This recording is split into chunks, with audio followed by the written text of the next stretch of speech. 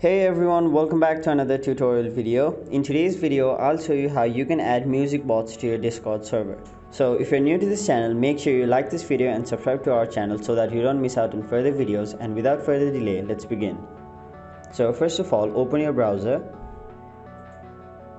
After that, in the search bar, type in Discord Music Bots. Now open the first link.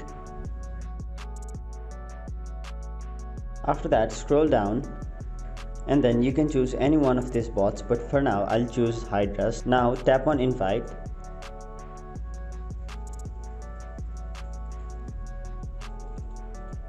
And then if it asks you to log into your account, simply log in, but if it doesn't, just select the server in which you want to add the music bot. After that, tap continue. Now scroll down and then tap authorize. Now you'll have to prove that you are not a human, so tick on this white box and then complete the CAPTCHA. Now once you've completed the CAPTCHA, you can now close this window. And now once you open your Discord, you'll see that the music bot has been added to your server.